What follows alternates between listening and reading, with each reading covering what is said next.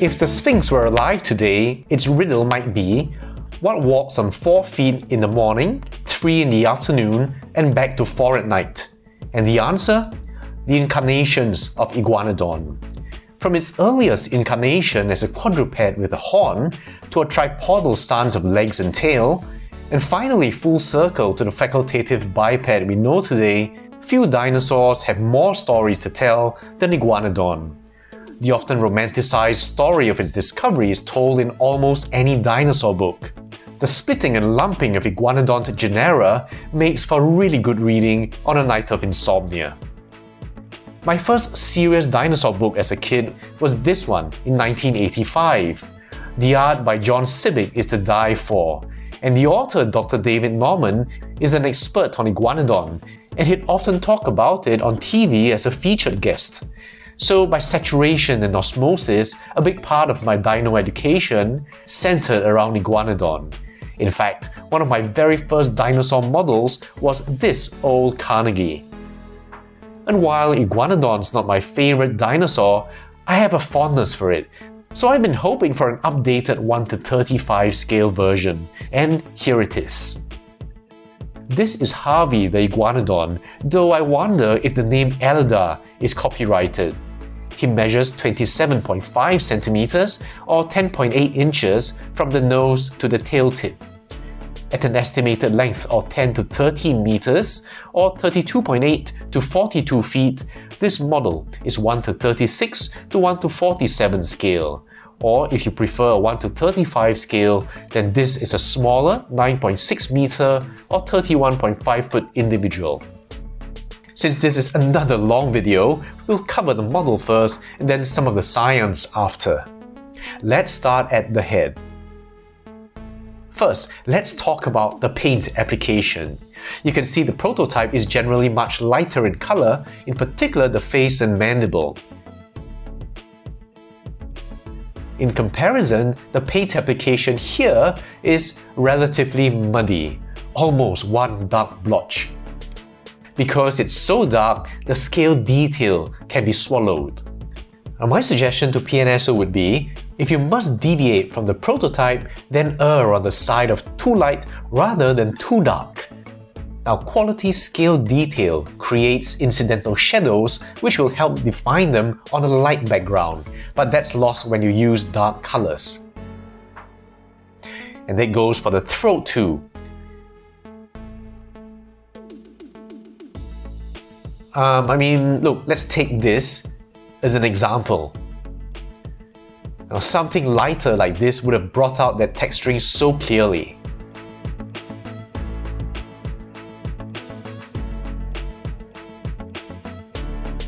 So you have to really be up close to see how masterful the sculpt really is.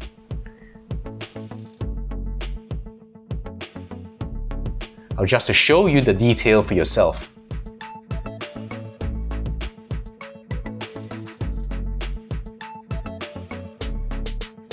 I hope you can see this in camera, but just look at that scalation in the head.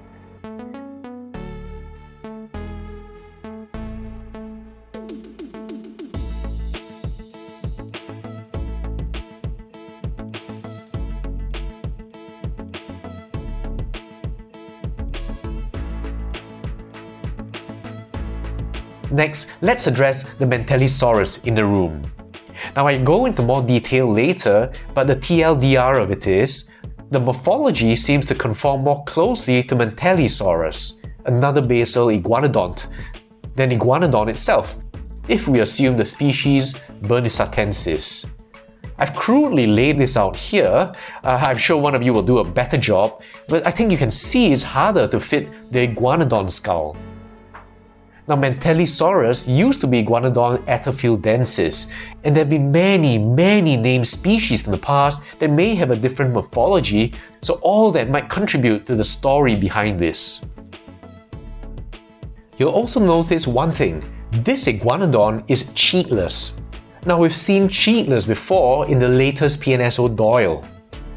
In that video, I discussed how that reconstruction came about. For Iguanodon, however, it's less convincing to me, and I'll explain why in the science part of this video later. I promise you, it's going to be interesting. And now, the body. First, the color. Compared to the release image, there's a real difference, and I'm actually happy about it. As you see in the release image, there's a very strong yellow tone in the light colors of the belly and stripes. Here, that yellow is much less, with the stripes actually being white, and I much prefer this. However, one thing I really like about the release image is while we've seen plenty of dark stripes on light, here we had something with light stripes on dark. On the actual model, however, the dark areas are only confined to here, and don't extend as far down, so it kind of loses that effect. As you may know, I'm a real fan of the elegance of the hadrosaur bauplan. You see shades of that here, and it's not a coincidence. In fact, Iguanodon, together with the Hadrosauroidea, now form the clade Hadrosauriformes. So they share the quadrupedal, probably facultatively bipedal stance, ossified tendons that stiffen the backbone and tail, and complex jaw mechanics, among others. PNSO has also created the same crenulated look with these spinal scutes.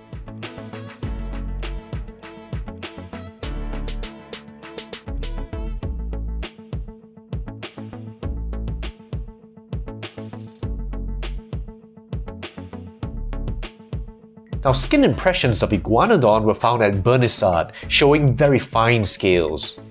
On our PNSO here, again, I think this speaks for itself. Just to give you a quick once-over. Sides.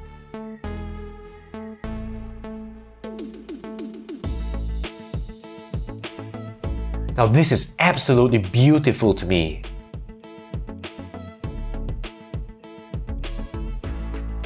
When you look at the amount of detailing here,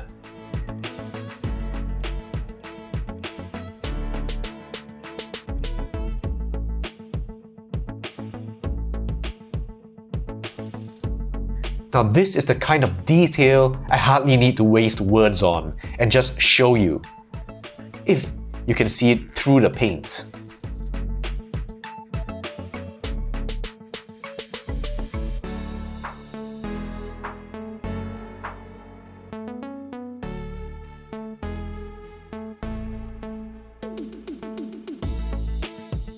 Now just look at the underside too.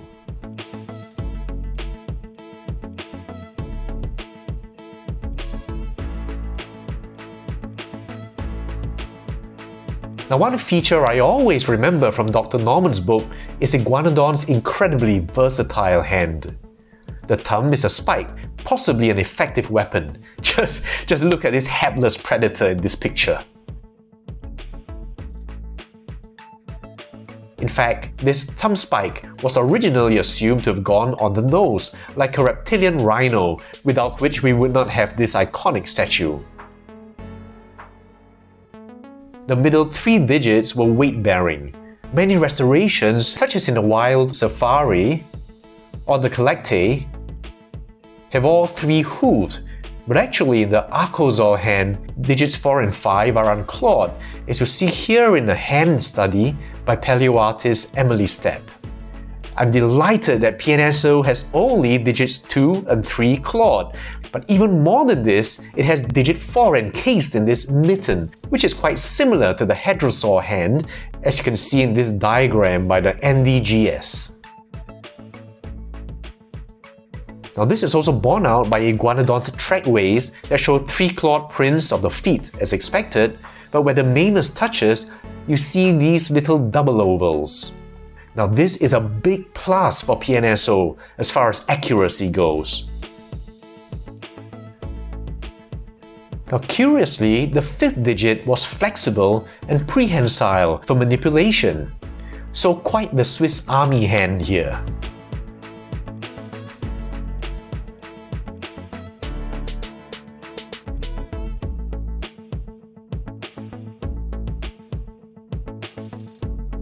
The legs are powerful and shod in hooves.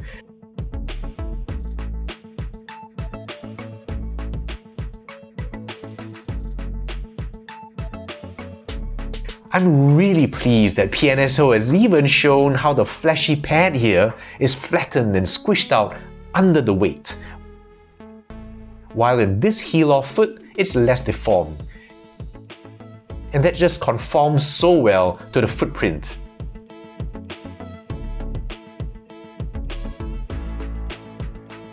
It's also really nice to see an adequate amount of flesh over the pubis and ischium here.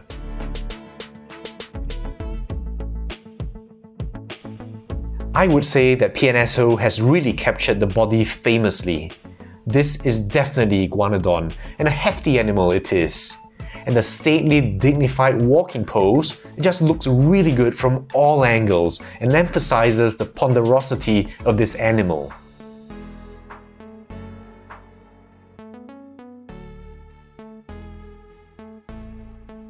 Hundreds of mouths are searching for a fresh place to satisfy their enormous appetites. I would love to have a bipedal juvenile to go with this.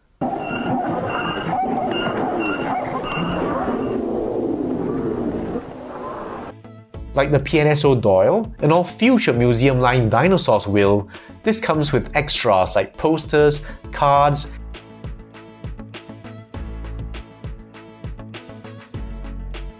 and a QR code that leads to the story behind the model. It also lacks the 1:35 skull that we saw with the PNSO Doyle.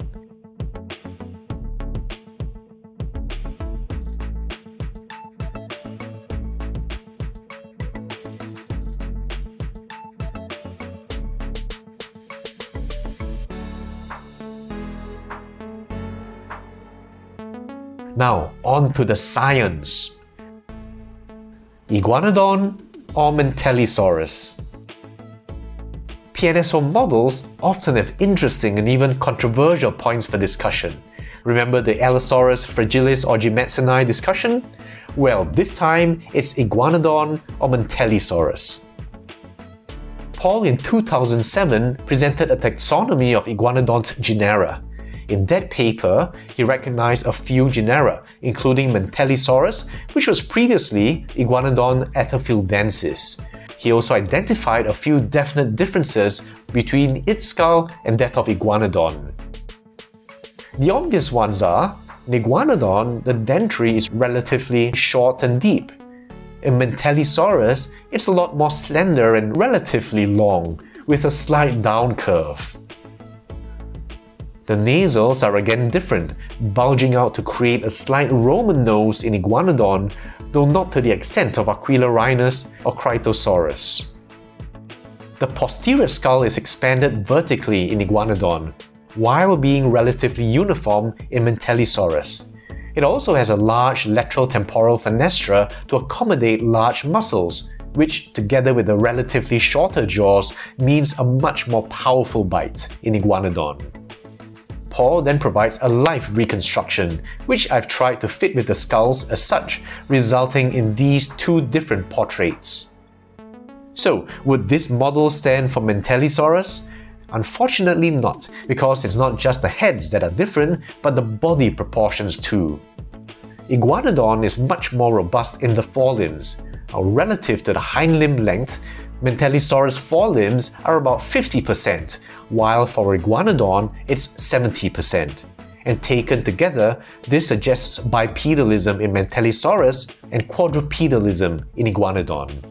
Now, insofar as the body of Iguanodon, however, I think PNSO has captured it near perfectly. To make life interesting, I have a third option for you. There is another dinosaur that shares features from both, called Dolodon, assigned by Paul in 2007, though now regarded as invalid by most workers. And while Iguanodon has a robust skull and Mantellisaurus more slender, Dolodon is the most gracile. And this is how Paul restored it. Now, why I offer it as a third option is here, post-cranially. As reconstructed by Paul, Dolodon's forelimb proportions show it could easily adopt a quadrupedal pose while still having a Mantellisaurus-like head. It's not a perfect idea though, as one of the characteristics Paul identified are the high neural spines almost forming a kind of sail. Anyway, this genus is disputed and generally considered to be Mantellisaurus by authorities like Norman and MacDonald. I offer it for what it's worth. Cheeks Part 2 – Jaw Mechanics. Yes, there is a Part 2. Last episode, I'm almost tempted to say, but last review on the 2021 Doyle, we looked at the reason behind a cheekless interpretation. Today we revisit our friend Nabavizadeh, whose enjoyable 2018 paper poses an interesting alternative to traditional ornithischian cheeks. In Iguanodontians, which Nabavizadeh states to include Iguanodon, Mantellisaurus, and the hadrosaurids, the LDR, the labial dentary ridge, extends more rostrally than in other ornithischians, though not to the extent of the ceratopsians. And like them, Iguanodon also had a taller columnar coronoid process with the same implications for moment arms, mechanical advantage, and joint reaction forces we talked about before. So likewise, the AMES muscle that would attach here is proposed to shift forwards here. The paper doesn't include an Iguanodon specifically, but for our intents and purposes, I think we can substitute hadrosaur anatomy and biomechanics from here on. As you can see, this is the result. Again, cheekless. However, in the case of Iguanodons, I find it harder to accept.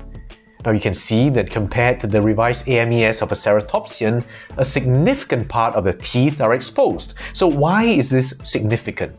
We come to an interesting idea, pleurokinesis. The skull of the Hadrosauriformes were highly kinetic, with several moving parts connected by mobile intracranial joints.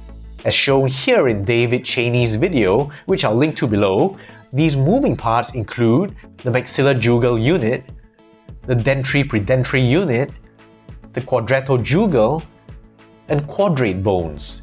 And together, these create three intracranial joints: the quadrate squamosal, the quadrate mandibular, and the maxillar premaxillary joints.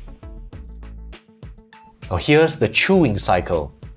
First, the open stroke, mandibular depression or jaw opening. Next, closed stroke, mandibular adduction or jaw closing. Next, the power stroke. As the lower teeth contact the upper teeth, the maxillojugal unit is forced outwards as the teeth slide past each other, pulverizing the food. So what's the point? Now in this elaborate grinding system, you can see that as the teeth slide past each other, without anything to hold the food in, half of it would fall off. Now with this reconstruction, only a small part of the chewing surface will retain the masticated food, while all this just falls off. Now that would be a lot of wasted energy, not just to chew the food that gets lost, but to grow teeth that effectively add very little. Unless something holds the food in. Cheeks. As Dr. David Norman has suggested, the indented teeth here makes the idea of a cheek just too tempting. I'll also admit an unscientific attachment to this vision, at least in the hadrosauriform dinosaurs. I do find it interesting that with this new idea, we've actually come full circle again to this. Okay, some comparisons. Now first, the Collectae Mantellisaurus.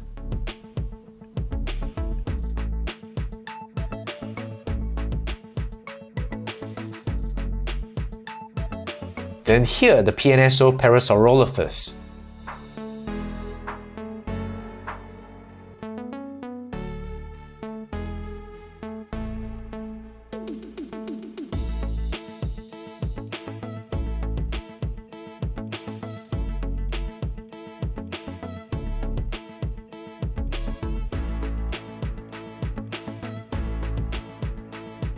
The PNSO Lambeosaurus.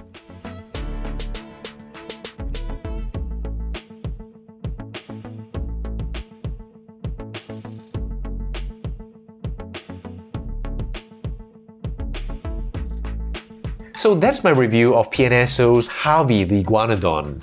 I really like this model in the form of the body, the color palette, the exquisite detail, and as an update to my Carnegie. but I'm disappointed by the dark muddy paint application of the head because it really obscures the detail. And I really fell in love with the release image. I would have liked a more obviously iguanodon head, which I'm sure will generate some discussion. Anyway, starting with the Triceratops, for long videos, I'm trialing a new format, focusing on the model first and leaving the science to the later part for those interested in that side of things. Now hopefully that will serve most people. For shorter videos, I still want to do them together as before. Well, it's almost the new year, and I'm curious to see if PNSO actually manages to squeeze in one more dinosaur, and what they'll choose to close the year out with. So Happy New Year, and for those of you who celebrate Christmas, enjoy eating any leftover dinosaurs. I'll see you in the new year with, you guessed it, another video.